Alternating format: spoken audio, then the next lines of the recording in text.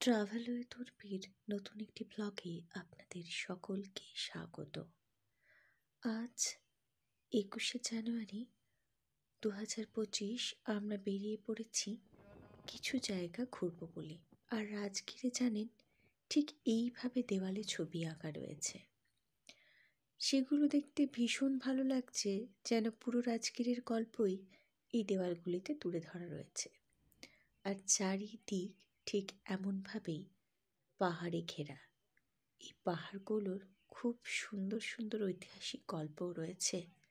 আমি বিভিন্ন জায়গা বেড়ানোর সঙ্গে সঙ্গে সেই ব্যাপারেও নানা ঐতিহাসিক তথ্য আপনাদের সামনে তুলে ধরব। রাজগীরে গিয়ে এই ঘোড়ার গাড়িটি খুব দেখলাম, জানেন। অনেকেই এই ঘোড়ার গাড়ি করে বেড়াতে যাচ্ছে বা ঘোড়ার গাড়ি করে দর্শনীয় জায়গাগুলিতে ঘুরে বেড়াচ্ছে। আর এই আমরা এখন ঢুকছি বিম্বিসার দ্বার দিয়ে। বিম্বিসার দ্বার দিয়ে ঢুকে প্রথমেই দেখব সাইক্লোপিয়ান ওয়াল। এটি 40 কিলোমিটার লম্বা, জানেন। বড় বড় পাথর দিয়ে তৈরি প্রাচীর, যা অনেকটাই গ্রিকের প্রাচীরের মতো দেখতে। এটি নাকি প্রাচীনকালে রাজগৃহ শহরকে ঘিরে রাখার জন্য এবং শত্রুদের আক্রমণ থেকে শহরটিকে বাঁচানোর জন্য তৈরি হয়েছিল। বর্তমানে অবশ্য রাজগৃহ নয়, এই শহরের নাম রাজগীর। এটি বিহার জেলায় রয়েছে। আর আমরা গাড়ি দাঁড় করিয়ে সেখান থেকে কিছুটা এগিয়ে এলাম, কেননা এই রাস্তায় গাড়ি দাঁড় করানোর মতো কিন্তু কোনো ব্যবস্থা নেই। আর এই যে দূরে দেখছেন পাথরগুলো, আমি অনেকটাই ওপরে উঠে এসেছি। এই দেখুন পাথর, দেখেছেন? আর এখন আবার সেই পাথরের গায়ে একটি বনদেবীর মন্দিরও রয়েছে। আমরা এইখানটা দেখেই বেরিয়ে পড়লাম।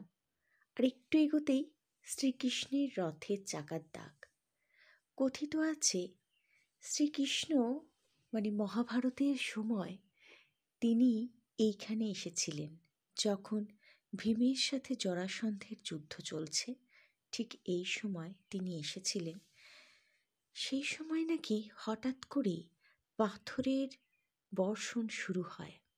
আর এই বর্ষণের ফলেই তিনি তার রথকে এবং নিজেকে বাঁচানোর জন্য যেই ঘুরতে যান, অমনি এই রথের চাকার দাগ হয়। এটির গভীরতা 30 ফিট। এখন আমরা এসে পৌঁছালাম বিশ্ব শান্তি স্তূপ দেখব বলে। আর এইখানে গাড়ি পার্কিংয়ের জায়গা। গাড়ি রেখে দিয়ে আমরা ঢুকে পড়ছি বিশ্ব শান্তি স্তূপের যেখানে আছে। তবে জানেন তো, আমাদের কিন্তু এখানে রোপওয়েতে করে যেতে হবে। তার আগে টিকিট কেটে নিতে হবে।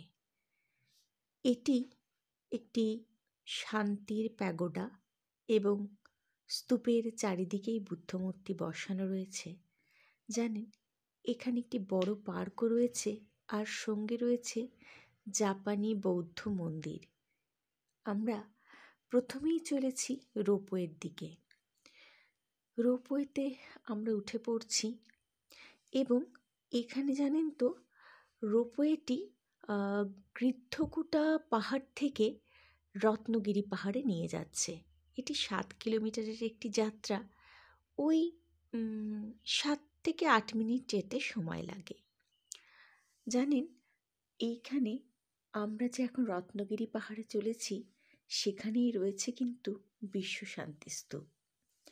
এই বিশ্ব শান্তি স্তূপ তৈরি হয়েছিল 1965 সালে, সম্পূর্ণ সাদা মার্বেল পাথর দিয়ে। আর এর চারিদিকে রয়েছে বুদ্ধের 4টি স্ট্যাচু, যেখান থেকে এটা বোঝানো হয় বুদ্ধের জীবনের 4টি অধ্যায়কে। এবং এই প্রত্যেকটা স্ট্যাচু, জানেন, সোনা দিয়ে তৈরি। আর এইখানে যে দেখছেন, ভগবান বুদ্ধের অত্যন্ত প্রিয় জায়গা হচ্ছে এটি। রাজগীরের রত্নগির পাহাড়ের ওপরে এমন একটি সুন্দর পবিত্র শান্তির জায়গা, যা ভগবান বুদ্ধের অত্যন্ত প্রিয় ছিল। আমরা সেই জায়গায় দাঁড়িয়ে রয়েছি। সামনে একটি স্ট্যাচু তো দেখতেই পাচ্ছি, এর আরও ৩ দিকে ৩টি স্ট্যাচু রয়েছে। আর এখান থেকে আপনাদেরকে দেখাবো, এখানে দাঁড়িয়ে ফটো তুললে জানেন পুরো স্ট্যাচু এবং শান্তিস্তূপটি চলে আসে। আর এই দেখুন বৃহৎ ঘণ্টা, অনেকেই সিঁড়ি দিয়ে নিচে নেমে যাবে, এদিকেও নিচে নামা যায়। আর চারিদিক দেখুন পাহাড়ে ঘেরা। এই যে বললাম একটি জাপানি মন্দির, আর সেইখানে নানা রকমভাবে মানুষ ধ্যানেও বসে আছেন। আমি সেখানে কিছুক্ষণের জন্য গিয়েছিলাম, এই দৃশ্যটি আমার চোখে পড়ল। যাই হোক, আজ আমাদের ঘোরা শেষ। এরপর আরও অনেক জায়গা বেড়াবো আর আপনাদের সাথে শেয়ার করব। ভালো থাকবেন, পাশে থাকবেন। নমস্কার।